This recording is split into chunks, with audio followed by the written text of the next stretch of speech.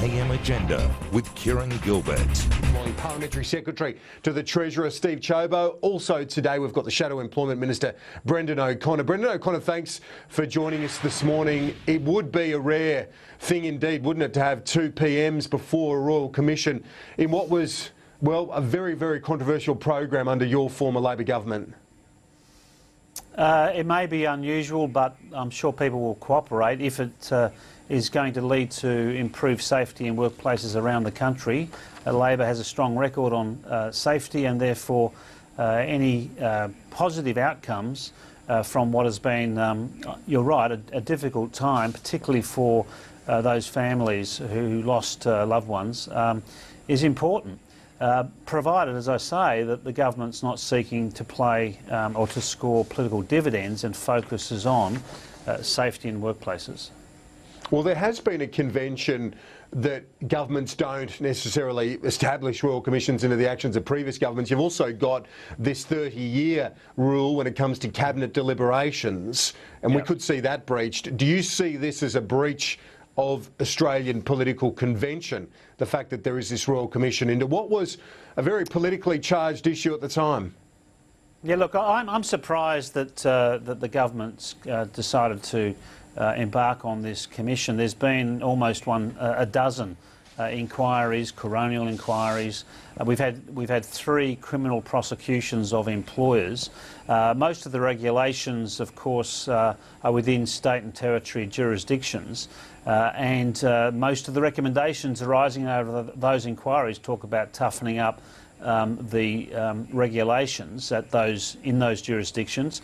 So, as always, you wonder whether there's a political motivation behind the government doing this.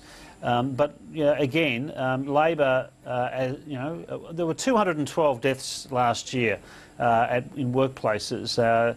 One's too many. 212 is a tragedy, and if there's any way we can reduce the fatalities in workplaces, improve health and safety, have employers act more responsibly and employees be more conscious of potential dangers, then that's a good thing. I just hope it's not just a political show trial.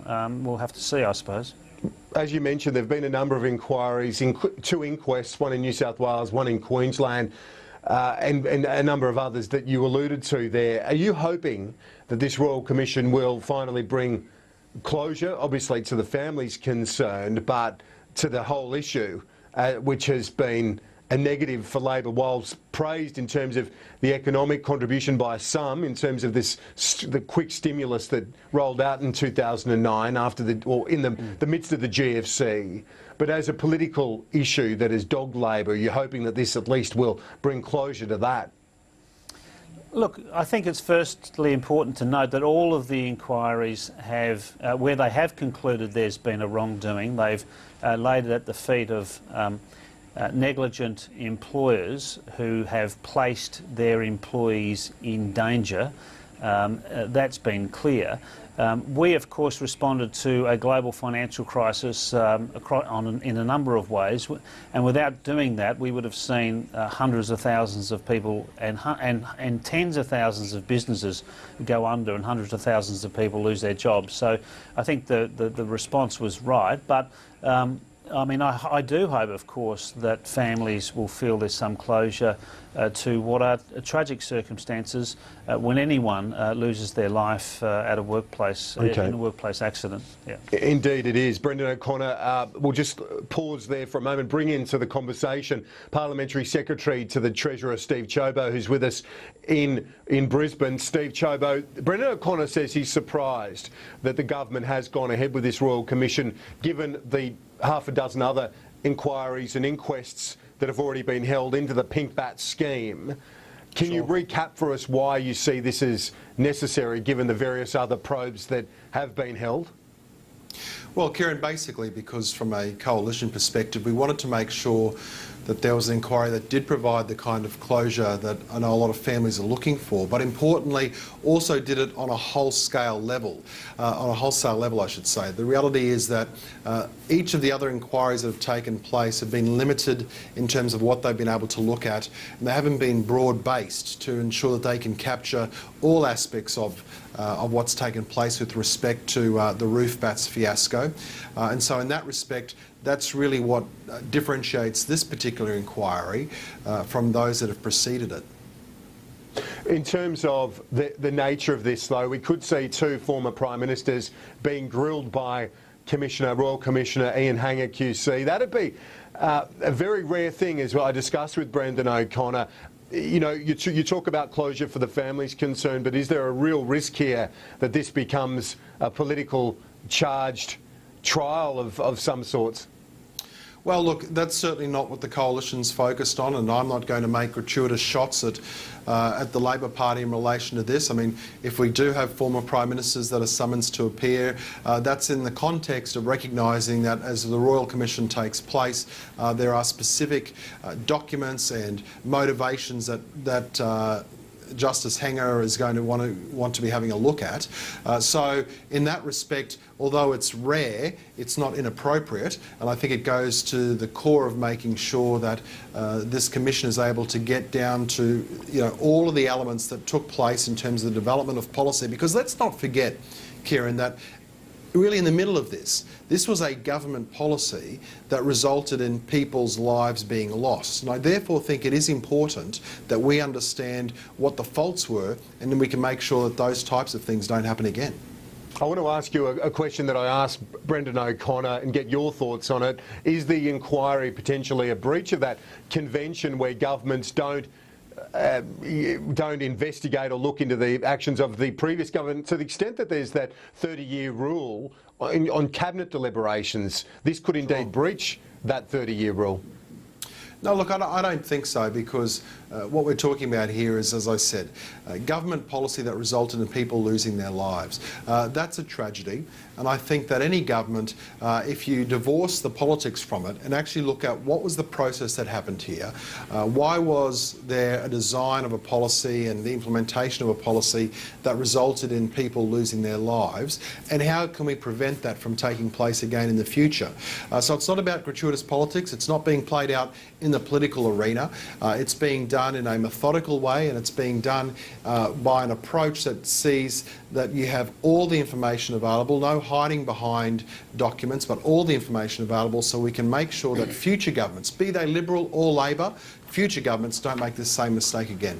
Let's move on to another issue, the issue of the so-called age of entitlement coming to an end, as Joe Hockey put it, but really in the context of the SPC Ardmona decision. Steve Ciobo, the Prime Minister describes this as an important marker for Australian businesses. It seems to me a very important marker ahead of the May budget as well. The strong message and language from Joe Hockey continues. Is this about preparing expectations ahead of what is going to be a tough budget in come May?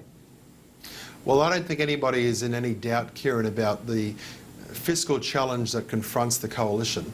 I mean, we are faced with a situation where, if left unchecked, Labor's policies would see us continue with $123 billion worth of budget deficits, and Australia's total debt level reaching $667 billion. So clearly the pathway we were on under Labor was unsustainable. It saw us run down all the savings as a nation that we had and reach the crazy stage where we're on track to be well over $500 billion in debt. So we've made no apologies. Do your colleagues need to rethink their approach, though, as well? We saw Barnaby Joyce yesterday flagging a big battle in Cabinet over $7 billion in bailouts for distressed farm loans. Joe Hockey knocked that on the head very quickly yesterday morning. Do your colleagues in both the National and Liberal parties have to rethink their expectations on some of this? Look, I think all coalition members understand that we have got to act in a way that's sustainable. It's the end of the time when we would run around and say, let's borrow money or let's take money and let's invest in this and let's throw money at that. Under the new paradigm, we've got to make sure that we start paying down debt, because every single dollar that we borrow is a dollar that a future generation of Australians has to repay with interest. So it's time to start living within our means. We've got to make sure that the budget gets back into surplus. We've got to start to pay down Labor's legacy of a mountain of debt. And if we do that, then we protect our national interests long term. Brendan O'Connor, back to you now. Joe Hockey says the age of entitlement is over. He used the same language in opposition now, just 3 or 4 months out from his first budget. He's saying the same thing and makes the point I think that many would think is a reasonable one. If you've got Coca-Cola Amatil making a profit in the last 6 months of more than $200 million, surely it can fund its own growth plan. Or it could decide to leave the country. And we live in a global economy, and we have 2,500 workers that are worried that they may not have jobs very shortly in regional Victoria. So you do make decisions, and you should be very sensitive about spending taxpayers' dollars. But the $25 million of co-investment, Kieran, could save a lot more money of taxpayers' money being spent on unemployment benefits if we don't get this right. We've had this government turn its back on workers. It's goaded Holden to leave the country. It has not really engaged. We've seen 50,000 full-time jobs lost since this government was elected, instead of the 100,000 that should be would have actually been added if the Abbott commitment to creating 1 million jobs in 5 years was to happen. So we've is it appropriate for taxpayers' money? Is it appropriate for taxpayers' money to be spent indefinitely in industry welfare? No, of course not. But so you have to look at it. But the Productivity Commission made clear that this is not about labour costs. It's about innovating a company. It's about making sure that it has the right technology to reduce input costs and to make sure that it is competitive. Remember this. This sector of our economy has been struggling because of the high Australian dollar. Now the dollar is falling, and therefore pressure on this company is easing. It's not the time to cut and run and leave this company in the lurch, and certainly not the time to leave 2,500 workers and their families stranded. So I would say that we have to look at this. Now, against that backdrop, you've got a Prime Minister who wants to bring in a very, very expensive paid parental leave scheme, and indeed have tax breaks for the top 16,000 superannuants in this country. The language of the Treasurer and the Prime Minister are contradictory. No wonder the people of Australia are confused about the direction of this government. The Liberal MP, Sharman Stone, Steve Ciobo, she agrees with Brendan O'Connor that it's not the pay deals, but rather the high dollar and cheap imports. And I suppose the question to you is there a risk now, given this hard line the government's taking, that our food processing capacity is diminished here and that SPC does fold, just as you're looking at this burgeoning demand in Asia? Well, Kieran, look, first up, I want to applaud Sharman Stone. She's a very good local member, and clearly she's a passionate advocate for her area, as you'd expect her to be. But the reality is that we need to take, as a government, decisions that are in the national interest. We need to make a line in the sand about what we think is appropriate use of taxpayers' funds and what's inappropriate use of taxpayers' funds. Now, I heard Brendan use that word co-invest, and we hear that from the Labor Party a lot. Labor's always co-investing taxpayers' funds. They're always borrowing money from overseas and then spending that money. I shouldn't say spending, they like to use the word co-invest. But you know the thing, Kieran? I remember Prime Minister Julia Gillard, the former Labor Prime Minister, when she stood up and she said they were going to invest $215 million of borrowed taxpayers' money into Holden, and that secured Holden's future for a decade. And lo and behold, less than 2 years later, Holden made the decision to pull out of Australia, and the CEO of Holden made it clear that it had nothing to do with government policy, but was a consequence of the fact that we're a small market and Australia's costs are high in a global context. So, you know, I think Labor needs to stop just borrowing money and spending money and dressing it up as co-investment, because it's not a way to run industry policy. Gentlemen, we've got to take a quick break on AM Agenda this morning. We'll be back in just a moment.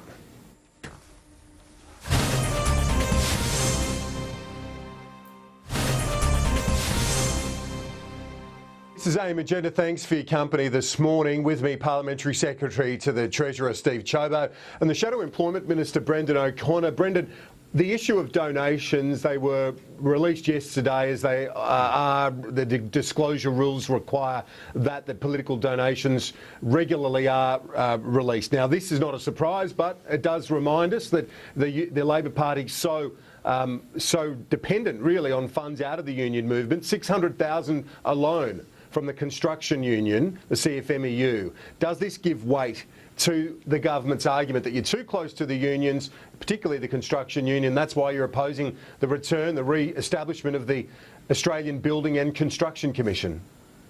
Well, we've always opposed the creation of the ABCC, and so it's not surprising that we now oppose its re-establishment.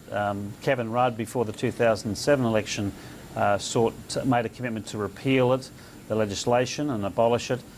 You don't use police powers to oversight civil laws in workplaces, but if there are serious allegations of crime, then you have crime-fighting agencies like our police and the Australian Crime Commission to do that work. Insofar as the donations are concerned, nobody is surprised that that unions may donate to the Labor Party. No, but is it time for a rethink? Is it time for a rethink on the ABCC? Because these corruption allegations last week were very disturbing, and I think, and you'd agree with that, that those sorts of things need to be looked at. Why not have the extra layer in an industry which has been plagued by problems for many, many years? Well, I think a lot of it. I mean, let's just take a breath and look at the scale of it. The allegations are serious, Kieran. I'm not suggesting otherwise, and we have no tolerance whatsoever for any corruption or any criminal behaviour whatsoever. But my view is this, and I say this also as the former Minister for Home Affairs, who was responsible for the criminal jurisdiction at the Commonwealth level. When you are fighting crime, you have crime-fighting agencies. If you're telling me, or if the Liberal Party and the government are telling me that they have no confidence in the police at the federal and state level and the Australian Crime Commission, with all the powers that that commission has to engage in a serious examination of allegations of criminal conduct in any part of our society, then I am very, very surprised. I do believe that this is more about seeking to weaken the capacity of the organisation of employees so that they can reintroduce elements of work choices in our workplaces. That is the fundamental motivation behind the Minister for Employment and the Prime Minister. All right.